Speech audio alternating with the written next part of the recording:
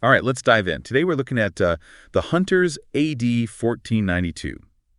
Based on these game instructions, it seems like a pretty exciting post-apocalyptic adventure. Oh, yeah, definitely. A cooperative game, 1 to 4 players. Reimagined 1492. There's this mysterious Muga, which it means mist in Polish.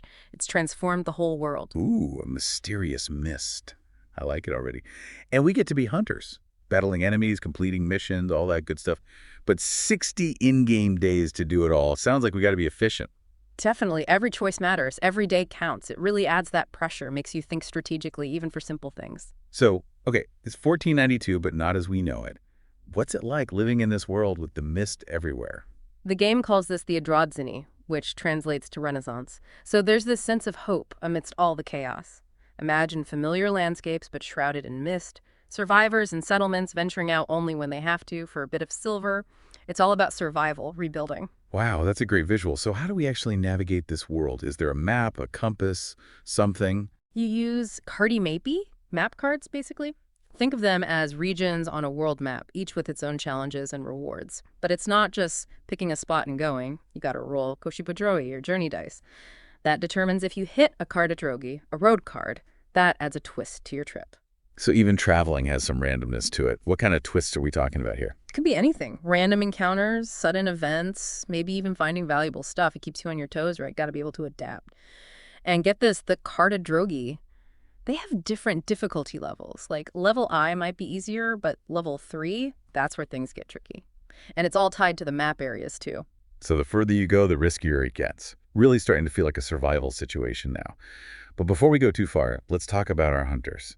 How do we actually create these characters? So before you even start, you choose your hunter. You got different classes, each with its own starting kit, and a planzetka, that's your character board, keeps track of everything. But the fun part is equipping your hunter. 7 categories for gear. Brew, which is weapons. Torches, shields. You got dodatki for attachments, pansers for armor, himi for helmets, accessory for accessories, and a sakwa for your satchel. Imagine all the possibilities. 7 categories. Wow, that's a lot of customization. Do you actually see your gear, or is it just numbers on a sheet? Oh, no, it's visual, too. You use tokens on your character board to represent everything, so you can see how equipped your hunter is at a glance. Okay, I'm picturing my hunter all decked out, ready for the mist. But how does combat actually work in this game? Is it super complicated or more straightforward?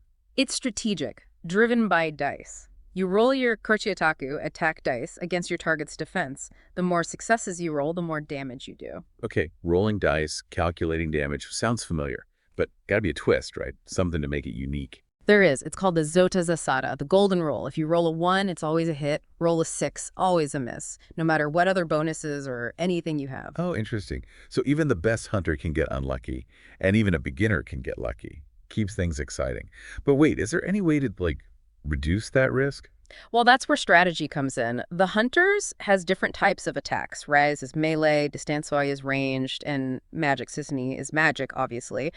Each has its own rules and nuances, so it's not just about rolling, it's about positioning, timing, choosing the right attack. So you can have a hunter who's all about that close combat, taking advantage of that guaranteed hit on a 1, or someone who hangs back, uses ranged attacks. Lots of tactical thinking involved. Now, one thing I keep seeing in the instructions is morale. It seems to be about your mental state, but how does that play into the game? Ah, morale. This is where things get interesting. It's not just about your physical abilities, your mental state is super important too. Think of it like this. Each hunter has this morale track on their board. As they face dangers, their morale can go down. And low morale, well, that means reduced stats, you're less effective in combat. In really bad cases, you can even lose health. Wow, so it's not just about dodging attacks and hitting back. You got to manage your mental state too. That's really cool. So is there any way to boost morale, or are you just at the mercy of what happens? You can manage it, but it involves choices. You can spend morale points to improve the results of your actions or pass difficult tests, but those points are valuable. So it's a risk-reward thing. Imagine you're facing a bunch of enemies, your morale's low, and you need to make this crucial shot with your Ruznica, that powerful firearm they mentioned. You spend a morale point to guarantee a hit. Or risk it. Talk about pressure. Exactly. It adds this whole other layer of strategy to the game, constantly weighing your options. Really clever design. Okay, so we've got combat, morale, this eerie Mgła hanging over everything. But what else is there to do in this world? I mean, besides just fighting to survive. Oh, the Hunters AD 1492 isn't just about surviving encounters. It's about exploring, uncovering secrets, shaping your own story. You'll navigate towns and cities using Cardi location cards, places to trade, craft, get services, replenish your supplies, upgrade gear, maybe pick up some rumors, leads to new opportunities. So it's not just running from fight to fight. There's a whole world to discover, interact with. And what about those Zinia, those jobs they talk about, or those like side quests, extra challenges and rewards? Exactly. Zlicinia are like chances to branch out from the main story. They could be simple, like delivering a message, or more complex, clearing a bandit camp, or even tracking some dangerous creature. It adds variety and lets you shape your own adventure. So it's not just a linear path. You have choices, different ways to go. And there's this Siaga Fauji, the storybook, adding a whole deeper layer to the world. Sounds like more than just rules. It's a story unfolding. It is. The storybook, it's not just instructions. It gives you narrative, details about the world, even presents choices that can change how the story goes, like an interactive novel mixed with the gameplay. This is amazing. Strategic combat, a mysterious mist, a time limit, choices that matter, a story that reacts to what you do. It's not just a game, it's a world to explore. But before we get too lost in this post-apocalyptic 1492, let's take a break and come back to uncover even more secrets of the Hunters AD 1492. Join us next time as we dive deeper into the mechanics and explore the intricacies of this captivating game. We'll be back with even more insights and fascinating detail. Don't miss it. All right, welcome back to our deep dive into the Hunters AD 1492. Ready to get back into that mist-shrouded world. Before the break, we were talking about Zinia, those side quests. A chance to explore beyond the main story. What kind of challenges do they offer? Were you talking simple errands or something more dangerous? Oh, the Zlicinia. They really vary. Imagine you're in a town looking for work. Someone asks you to deliver a message to a nearby settlement. Sounds simple, right? But then you gotta think, there's the Mgła everywhere. Bandits on the roads. Maybe some mutated creature lurking around. Suddenly, even a simple delivery gets a bit more exciting. Yeah, even basic tasks can turn into an adventure. Love that. Keeps you on your toes. Well, What about those more complex jobs, though? The ones that really push your limits? now those are interesting. Let's say you got to clear out a bandit camp that's been causing trouble. You need to plan your attack, think tactically. Or maybe you're tracking a dangerous creature deep in the Mgła. That's where you got to know your stuff, understand the Mgła's effects, be ready for anything. So these jobs, they're not just about rewards. It's a chance to really test your skills, dive deeper into the world. I can already picture it, my hunter, tracking that beast through the Mgła. One wrong move And as you complete Zlicinia, you get rewards, of course, but also experience. That's how your characters grow. The more challenges they face, the stronger they become. Speaking of which, how do our hunters actually improve? What skills can they develop? As you play the Hunters AD 1492, you'll earn experience points, represented by this symbol, Oko. Spend those points to boost your hunter's attributes, make them stronger, faster, more resilient. You can also get more Cardi action cards. Those can really turn the tide in battle, give you more options. So it's not just getting better gear. You're actually improving your hunter skills, customizing their abilities. That's great. Adds a whole other level to the game. Makes you want to experiment, find what works best for you. Every choice you make, every challenge you overcome, it shapes your hunter's journey. It's a really dynamic experience. Now, before we got sidetracked with Zinia and all that, we were talking about combat, the dice rolling, different attack types, that Złota Zasada, the golden rule where a 1 always hits and a 6 one always misses. But are there other things that can affect your chances? Like, do different weapons have advantages or disadvantages? Absolutely. In the Hunters AD 1492, weapons, they all have their own unique aspects, like the Rusnica, that powerful firearm. It hits hard, but it's got a penalty to accuracy. So you might do a lot of damage, but you also might miss.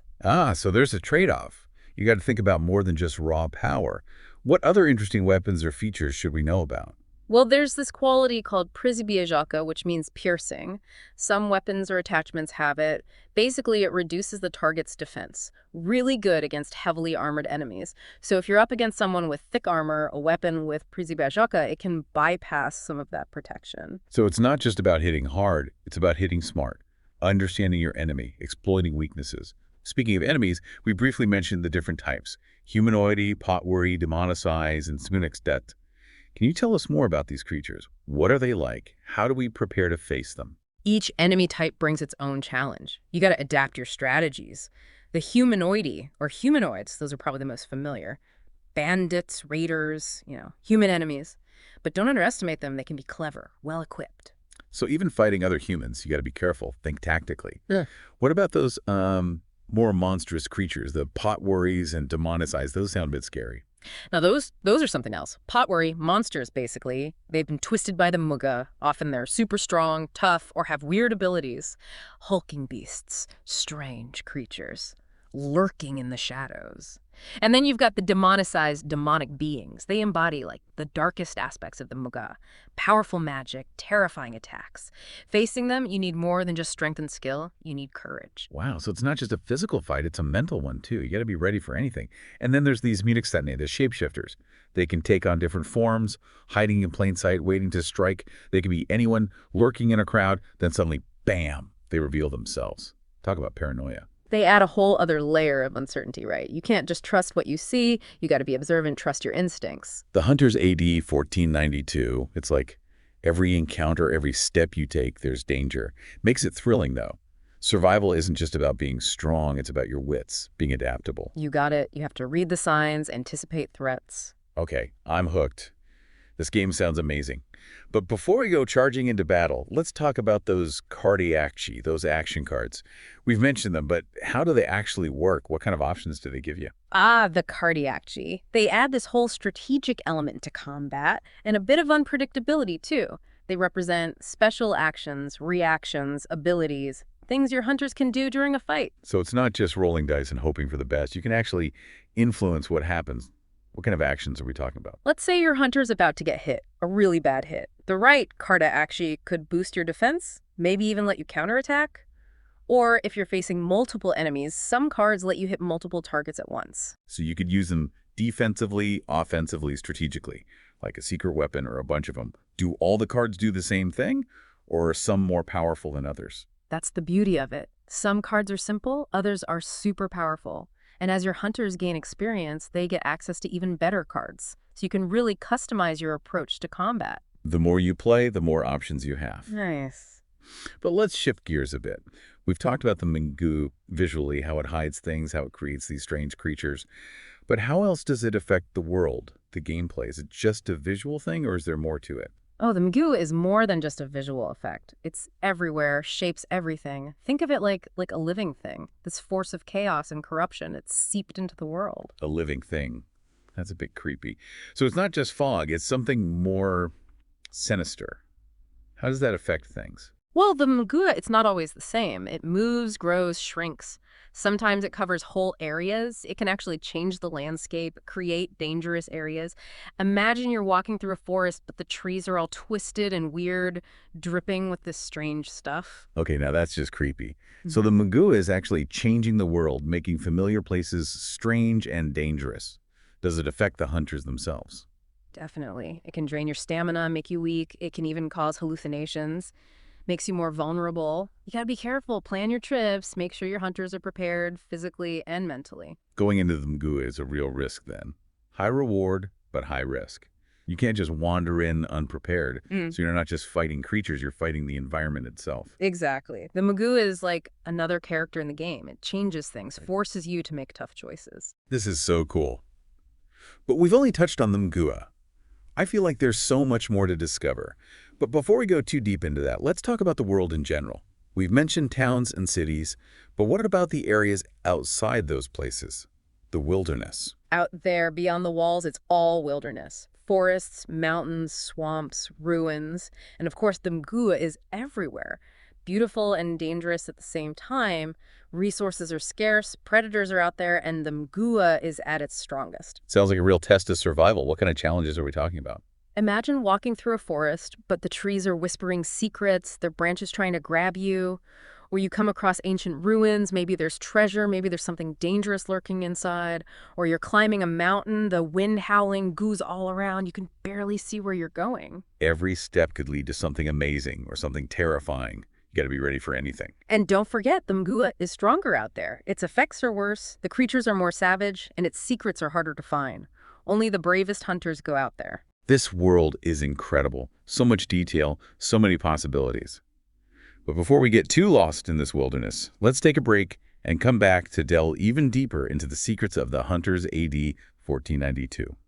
Join us next time as we uncover the mysteries of the Mgła and explore the narrative that drives this captivating game. We'll be back with even more insights and fascinating details. Don't miss it.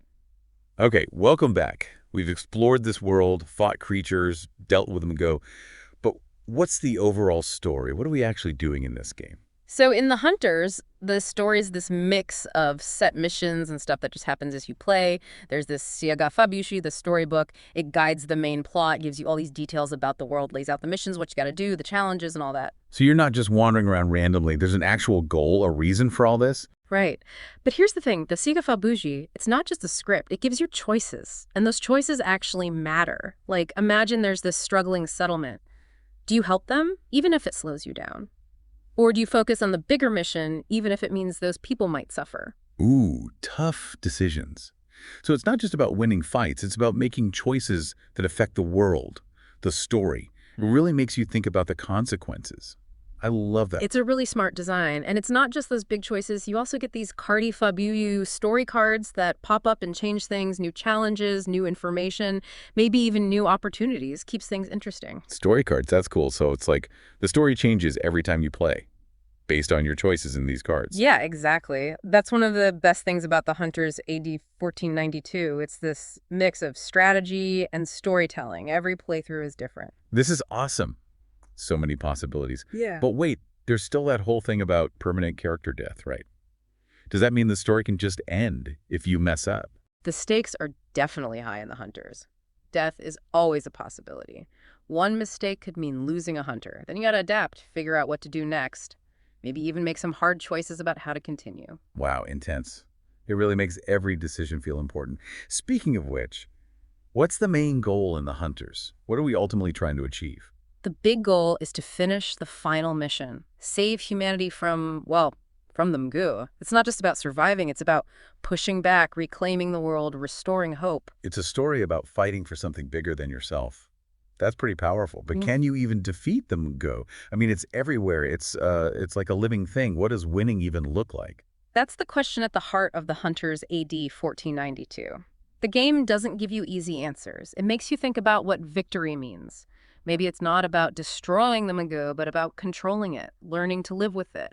Or maybe it's about healing the world, undoing the damage. This is so cool. It's not just a game. It's like this whole philosophical thing. It makes you think about humanity, choices, survival. That's what makes the Hunters AD 1492 so great. It's more than just entertainment. It sparks your imagination. We've covered a lot today. Combat, the Mgła, those tough choices, the story.